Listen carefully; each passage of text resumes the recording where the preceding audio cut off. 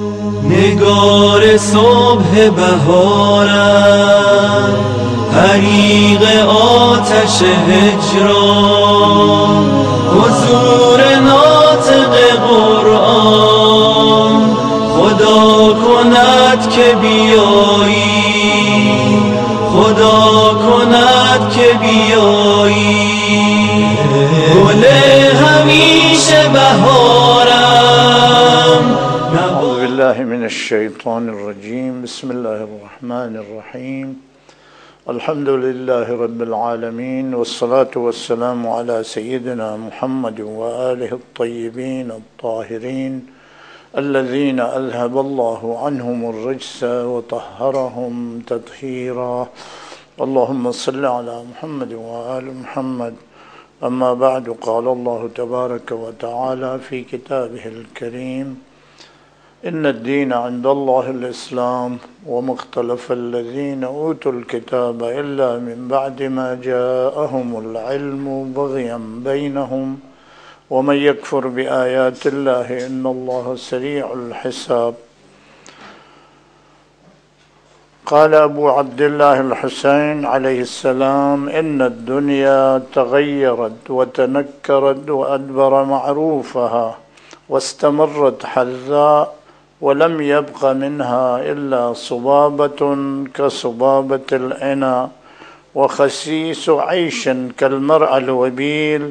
ألا ترون إلى الحق لا يعمل به وإلى الباطل لا يتناهى عنه ليرغب المؤمن في لقاء ربه محقا. إني لا أرى الموت إلا سعادة والحياة مع الظالمين إلا برمة. امام حسین علیہ الصلاۃ والسلام مظلوم کربلا عاشوراء کے دن کے خطبے ہیں یہ. اس دن ایک ٹکڑا میں نے عرض کی کیونکہ دین اسلام کی حفاظت امام حسین اور ان کے اصحاب، ان کے اہل بیت شہید ہونے کی وجہ سے بچا لی، ورنہ یزید پلید اس دین مقدس کو نابود کرنے والا تھا. یزید کا زبان حال یہ ہے: لعبت ہاشم بالملک فلا خبر جاء ولا وحی نزل.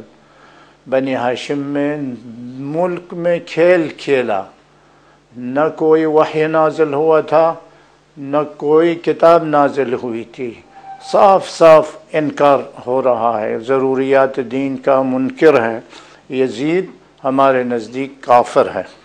تو ایسا آدمی دین مقدس اسلام کو نقصان پہنچانے والے تھے، تو امام حسین نے حرکت کی اور عاشوراء کے دن واعظ نصیحت کی. شام کوفہ والوں کو پہلے اصحاب بیچ کے نصیحت کرائیں اور اس کے بعد خود امام نے بھی نصیحت کی. اپنے معرفی کی امام نے، معرفی کر کے اس کے بعد کچھ اثر نہیں ہوا. اثر ہوا جیسے حر اور حر کے بیٹے اور حر کے غلام امام کی طرف آ گئے، وہ جنتی ہو گئے. باقی کسی کو اثر نہیں ہوا.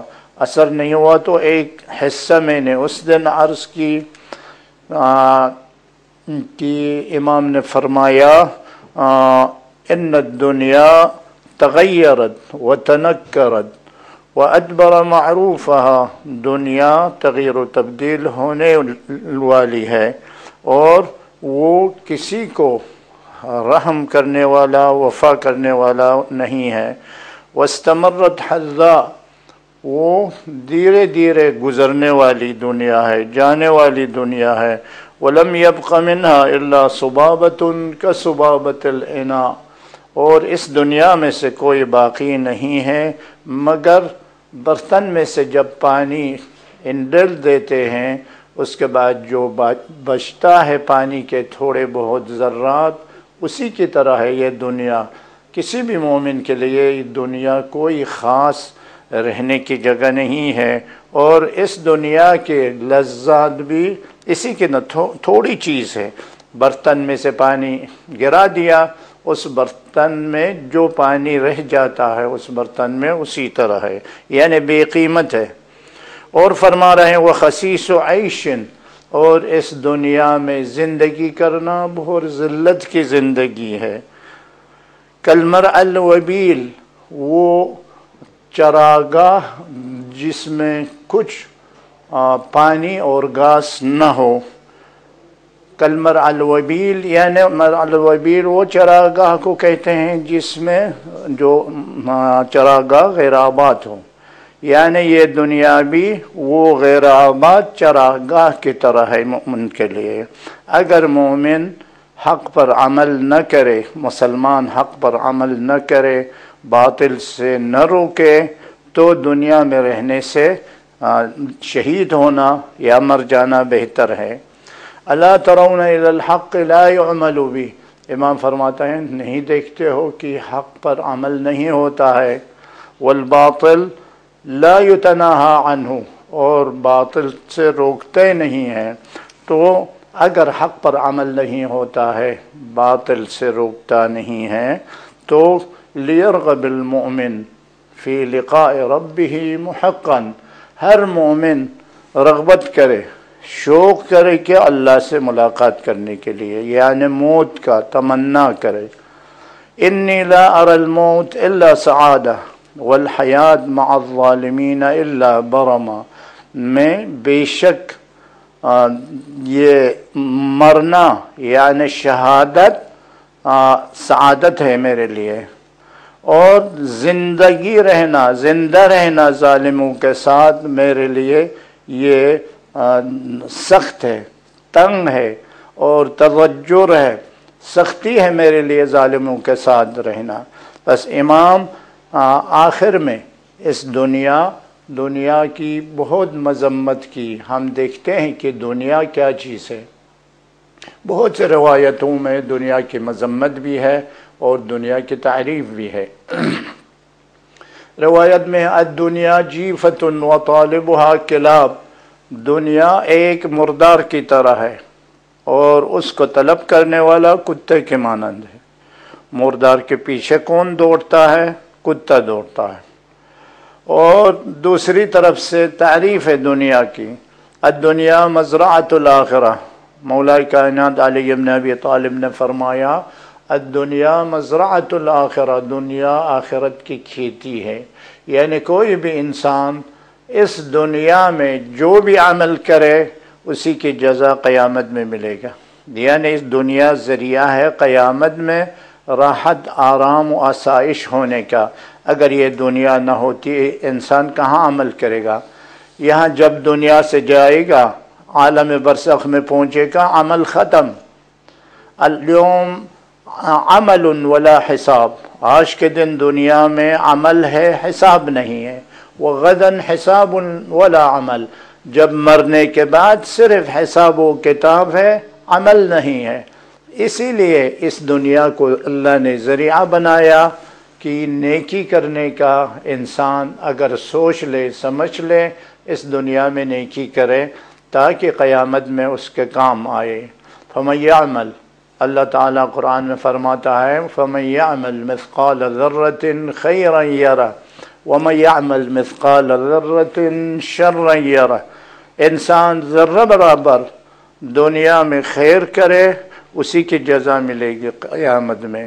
ومن یعمل مثقال ذرۃ شرا یرہ، اگر شر ایک ذرہ برابر شر انجام دے، برا کام انجام دے، اسی کی جزا ملے گی۔ لیکن اللہ کا کرم ہے، ہم نے بتا دیا انسان ایک نیک کام انجام دے گا اس کا 10 اجر دیں گے، یعنی فلہ 10 امثالہا۔ اگر کوئی حسنہ انجام دے یعنی نیکی کام انجام دے، اس کا 10 مقابلہ اللہ تعالیٰ دے گا۔ اگر سیئہ کوئی برا کام انجام دے، 1 کے بدلے 1 دے گا۔ اس سے لے کرام الکاتبین کے نوٹ کے بارے میں بھی میں نے کہا تھا، نوٹ کے بارے میں بھی ہے، وہ کرام الکاتبین فرشتے نوٹ کرتا ہے انسان کے اعمال، اچھائی فوراً انجام دینے کے بعد نوٹ کرتا ہے، لیکن برائی کے لیے مہلت دیتا ہے۔ انسان نے کوئی برا کام کیا، نامہ اعمال میں فوراً نوٹ نہیں کریں گے، بلکہ انتظار کرے گا، وہ توبہ کرے 1 گھنٹہ 2 گھنٹہ 1 دن تک روایت میں ہے انسان کو مہلت دیتا ہے ایک دن تک کہ وہ اگر توبہ کرے تو نہیں لکھتا ہے۔ یہی اعمال ہے، قیامت کے دن اس کے ساتھ اللہ تعالیٰ بھیجے گا میدان محشر میں اور اس سے خطاب فرمائے گا، اقرأ کتابک کفی بنفسک اليوم علیک حسیبا، تم اپنے نامہ اعمال کو خود پڑھو اور حساب و کتاب کی ضرورت نہیں ہے۔ جب انسان اپنے نامہ اعمال کو دیکھتا ہے، دنیا میں جتنا بھی کیا ہے وہ سب اس میں حاضر ہے، اور کچھ چیزیں نہ بھی کیا ہو وہ بھی اس میں ذکر ہے۔ پروردگار ہم نے یہ اعمال نہیں کیا، حج نہیں کیا، اور ہم نے یہ صدقہ نہیں دیا، اس میں یہ سب لکھا ہے، تو فلان نے تمہاری غیبت کی، اس کا حج تمہارے نامہ اعمال میں لکھا ہے۔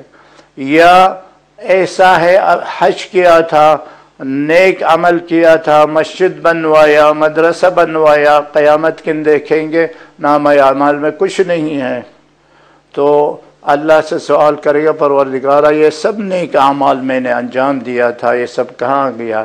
اللہ کے یہاں سے جواب آئے گا، تمہارے یہ نیک اعمال اس کے نامہ اعمال میں گیا، کیونکہ تم نے اس کی غیبت کی۔ تو اسی طرح بھی ہو سکتا ہے، یہ سب اللہ کا کرم ہے۔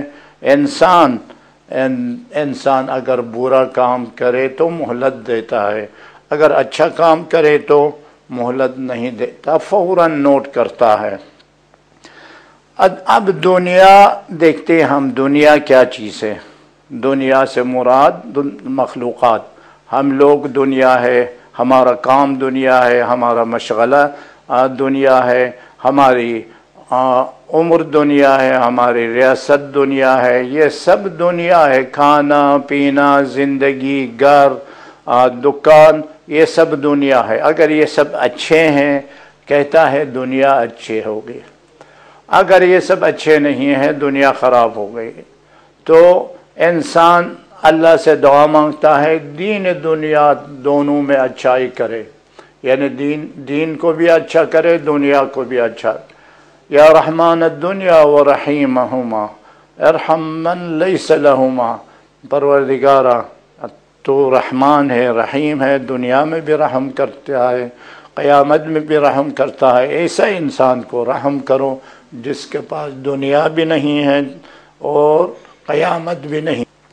بس یہ دنیا یہی سب چیزیں ہیں، بس اس دنیا کی مذمت بھی ہے، اس دنیا کی تعریف بھی ہے۔ الدنیا جیفۃ و طالبها کلاب، اگر کاروبار، تجارت، بزنس، دنیا یہی چیزیں ہیں، یہ تو سب کرتے ہیں، تجارت کے لیے تو ثواب ہے۔ القاد لعیالی، روایت میں ہے القاد لعیالی کالمجاہد فی سبیلی، جو شخص اپنے اہل و عیال کے لیے محنت کرتا ہے اللہ کی راہ میں جہاد کرنے کے برابر ہے۔ اللہ کی راہ میں جہاد کر، کاسب حبیب اللہ، روایت میں ہے کاسب اللہ کا دوست ہے۔ اس طرف سے یہ روایت میں ہے الدنیا جیفۃ و طالبها کلاب، یعنی دنیا ایک مردار کی طرح ہے، اس کو طلب کرنے والا کتے ہیں۔ تو یہی بزنس، یہی کاروبار، یہی سب دنیا ہے۔ تو یہ دنیا، اس کی مذمت ہے اسلام میں۔ تو دنیا سے مراد جو مذمت ہے وہ کون سی دنیا ہے؟ اور ادھر سے دنیا کی تعریف ہے۔ اگر دنیا نہ ہوتی، قیامت کا ذریعہ، اعمال خیر کا ذریعہ نہیں ملتا۔ مولا نے فرمایا الدنیا مزرعۃ الآخرہ، دنیا قیامت کی کھیتی ہے۔ اگر دنیا قیامت کی کھیتی ہے تو دنیا ذریعہ، وسیلہ ہو گیا انسان کے لیے کہ قیامت میں آرام و آسائش و راحت ملنے کا۔ بس ایک دنیا کی مذمت بھی ہے، ایک دنیا کی تعریف بھی ہے۔ اما وہ دنیا جو مردار کی مانند ہے، اس کو طلب کرنے والا کتوں کی طرف ہے، وہ دنیا ہے صرف اسی دنیا میں رہنے کی محبت سے، اس دنیا کی دوستی میں کمائے، اس دنیا کی دوستی میں تجارت کرے، اس دنیا کے دوستی میں بزنس کرے، اس دنیا کے دوستی میں کاروبار کرے، تو یہ صرف اس کے دوستی میں کرنا یہ کیا ہے؟ یہ ہے مردار کی طرح ہے، وہ طلب کرنے والا انسان اس کے کتے کی طرح ہے۔ لیکن وہ دنیا اگر انسان بزنس کرتا ہے، کام کرتا ہے، کوئی بھی کام کرتا ہے، اللہ کے لیے کرے، بزنس کرے، تجارت کرے یا کاروبار ملازمت کرے، کوئی بھی کام کرے، قربتاً الی اللہ کرے۔ انسان کھانا بھی کھائے، پانی بھی ایک گلاس اگر انسان پیے، قربتاً الی اللہ اگر کرے، یہ ایک گلاس پانی ہم اللہ کی عبادت کرنے کے لیے تقویت ملے، اس نیت سے اگر پیے، یہ عبادت ہو گئے۔ اگر یہ ایک گلاس پانی کسی مومن پر ظلم کرنے کے لیے اگر پیے تو گناہ ہو گیا۔ اسی طرح تجارت، بزنس، مال دولت جمع کرنا، کمانا اللہ کے لیے کرے، یعنی غریبوں کو فائدہ دینے کے لیے، مسجد بنانے کے لیے اور مدرسے بنوانے کے لیے یا بیچارے لوگوں کو مدد کرنے کے لیے اگر کرے، یعنی اللہ کے لیے کرے، تو ایسا ہوتا ہے، یہ نیت ہوتی ہے، تو یہ عبادت ہے۔ یہ کلاب کی طرح نہیں ہے، یہ لوگ عبادت گزار ہے، مومن ہے۔ انہی لوگوں کے بارے میں فرماتے ہیں پیغمبر اسلام، الکاد لعیالی کالمجاہد فی سبیلی، وہ شخص جو اپنے عیال کے لیے محنت کر کے کماتا ہے، وہ اللہ کے راہ میں جہاد کرنے کے برابر ہے۔ الکاسب حبیب اللہ، کسب کرنے والا اللہ کے حبیب ہے، یہ مراد ہے۔ وہ تعریف جس دنیا کی تعریف ہے، یہی دنیا ہے، وہی دنیا ہے جو قیامت کی کھیتی ہو گئی۔ اگر ایک نے کما کے غریبوں کو تقسیم کیا، غریبوں کی مدد کی، تو کیا ہوا؟ وہ قیامت کی کھیتی ہو گئی، قیامت میں اس کی جزا ملے گی۔ اگر کما کے مسجد بنوایا اور مدرسہ بنوایا اور عمومی فائدے کی چیزیں، راستے، پل بنایا، تو یہ قیامت کی کھیتی ہو گئی۔ تو الدنیا مزرعۃ الآخرہ، پس دنیا کی مذمت والی دنیا، محض دنیا میں رہنے کے لیے، اسی کی محبت میں، یعنی دنیا میں مال دولت جمع کرنے کی محبت میں، یعنی مال زیادہ ہو جائے، دولت زیادہ ہو جائے تاکہ اس دنیا میں زیادہ آرام کرے۔ یہ دنیا دوستی کے لیے کمائے، وہ کمانے والے کلاب ہے، اور وہ کمائے ہوئی چیزیں مردار کی طرح ہے۔ اما اللہ کے لیے کمائے، یہ نہیں ہے۔ بس امام نے فرمایا، الا ترون الی الحق لا يعمل به، امام حسین نے کب ارشاد فرمایا؟ یہ عاشورے کے دن جب شام کوفہ والوں نے واعظ نصیحت کو قبول نہیں کیا، تو امام نے اسے فرمایا عاشورے کے دن، الا ترون ان الحق لا يعمل به، آیا تم نہیں دیکھتے ہو حق پر عمل نہیں کیا جاتا ہے، والباطل لا يتناہى عنہ، اور باطل سے روکتے نہیں ہے، فلیرغب المؤمن، مومن فی لقاء ربہ محقا، جب ایسا ہے حق پر عمل نہیں ہوتا ہے، باطل پر عمل ہو رہا ہے، باطل سے دور نہیں رہتا ہے، یعنی امر بالمعروف نہی عن المنکر ترک کیا، بلکہ امر بالمنکر نہی عن المعروف کی جگہ پر پہنچ گیا، تو اس ماحول میں، اس دنیا میں رہنے سے انسان مومن کے لیے مرنا بہتر ہے۔ وَإِنِّي لَا أَرَى الْمَوْتَ، آخر میں فرماتے ہیں امام، وَإِنِّي لَا أَرَى الْمَوْتَ إِلَّا سَعَادَةً، بے شک میں یقین کرتا ہوں کہ میرے لیے موت سعادت ہے، والحیات مع الظالمین الا برما، بے شک میں یہ نہیں سمجھتا ہوں کہ ظالموں کے ساتھ زندہ رہنا اس کے علاوہ کچھ بھی نہیں ہے، ذلت کے علاوہ کچھ بھی نہیں ہے۔ تو امام نے فرمایا انسان اگر زندہ رہنا ہے، حق پر عمل کرتے رہے، یا باطل سے دور رہے، اس سے بہتر ہے اگر اس طرح امر بالمعروف نہی عن المنکر نہ کر سکے تو وہ انسان تمنا کرے وہ مر جائے، اللہ کے یہاں سے ملاقات ہو جائے۔ یہ امام کا قول عاشورہ کے دن۔ اب 2-3 مسئلے ہیں جو روزمرہ کے مسئلے ہیں، من جملہ مسئلے اجازت، سہم امام کے اجازت جو ادارہ والے، مکتب والے، مدرسہ والے آیت اللہ العظمی آغا سستانی سے یا دوسرے مراجع سے منگواتے ہیں، ایک بار منگواتے ہیں اس پہ عمل نہیں کرتے ہیں، اجازت نہ منگوانے کے برابر ہے۔ اگر اجازت نہ منگوائی تو کچھ ملتا نہیں ہے اس ادارے کو۔ اگر آغا نے 1/3 کی اجازت دی، 2/3 میں وکیل کی طرف یا خود آغا سے مراجعہ کرنا چاہیے۔ اگر 3000 اس کو ملے 1000 خرچ کر سکتا ہے، 2000 میں وکیل سے مراجعہ کرنا چاہیے یا خود آغا سے مراجعہ کرنا چاہیے، پوچھنا چاہیے میرے پاس 2000 ہے اس کو کیا کریں۔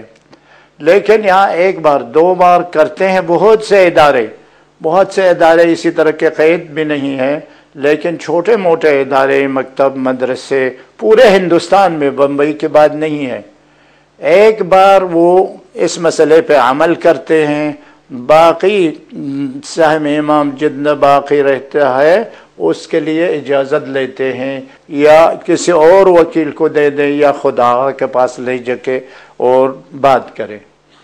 اما میں نے دیکھا 1 بار 2 بار مدرسہ بنانے کے لیے اجازت لیتے ہیں، مدرسہ بن گیا تو باقی واپس نہیں کرتے ہیں، دوسرا مدرسہ خریدنے کی کوشش کرتے ہیں یا اس سے بڑا مدرسہ خرید کر عمارت بنانے کی کوشش کرتے ہیں، اس میں کام کرنے کی کوشش نہیں کرتے ہیں۔